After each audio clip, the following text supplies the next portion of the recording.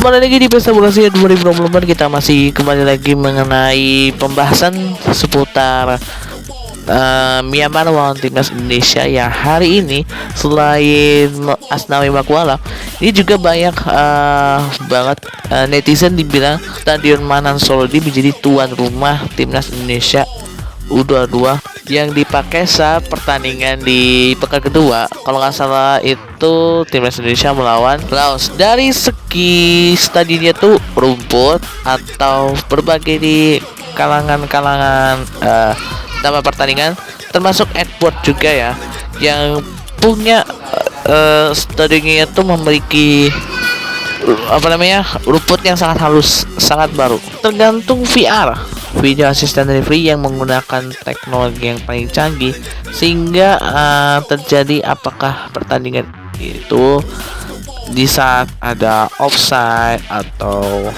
onside bisa dibilang tidak ada gol atau gol yang tercipta gitu loh. Seperti yang saya katakan, menurut manajer Timnas Indonesia Sumarji mengatakan rumput Stadion Manahan dalam keadaan baik untuk digunakan skuad Garuda untuk berlaga di Piala AFF 2024. Sebelumnya, Stadion Manahan sudah resmi ditunjuk sebagai markas Timnas Indonesia saat menggelar laga kandang di fase penyisihan grup B Piala AFF 2024. Pada fase ini, skuad Garuda akan melangsungkan 2 laga home.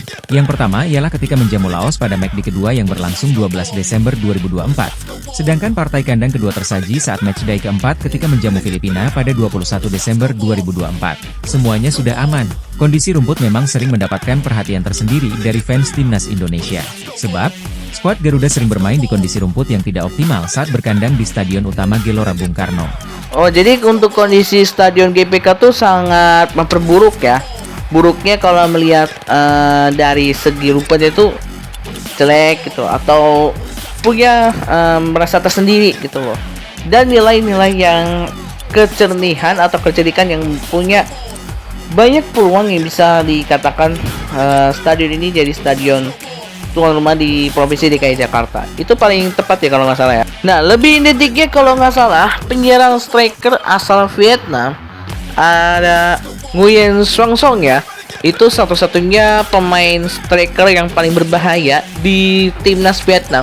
Dan ada satu teman lagi dari pemain timnas Vietnam, termasuk ada Rafaelson Bezerra. Itu timnas Vietnam yang menguatkan di Piala AFF 2024 selama tahun 2022. Tahun-tahun sebelumnya itu benar-benar poin yang begitu amat krusial benar-benar terjadi saat ketika lawan Thailand.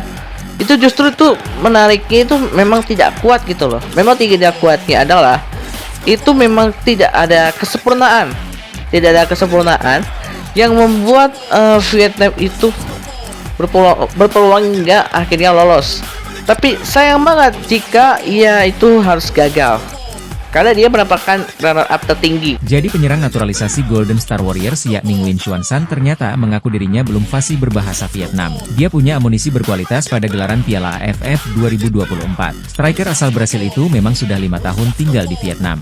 Setelah menjalani proses naturalisasi, ia mengubah nama menjadi Nguyen Xuan San. Meski sudah lama tinggal di Vietnam, Rafaelson ternyata belum mampu menguasai bahasa negara tersebut.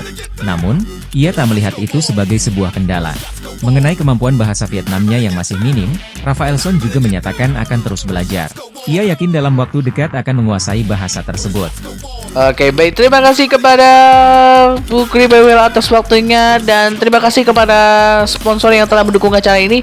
Terima kasih kepada Aqua, Lay Mineral, air mineral resmi Timnas Indonesia, kepada Miss Electric, Kecap Sedap, Indomilk, Live by Mini, dan juga ayam Rodrigo, official sponsor of Timnas Indonesia atau Garuda Nusantara. Dan jangan beranjak dulu, kami hadir menemani Anda di pertandingan pekan pertama di grup B. Myanmar lawan Indonesia akan hadir sesaat lagi pada pukul 16.45 waktu Indonesia Barat. Akhir kata, saya Disti pamit undur diri. Terima kasih dan salam sports milenial. Terima kasih berhasil menyaksikan Pesta Bola Asia 2024.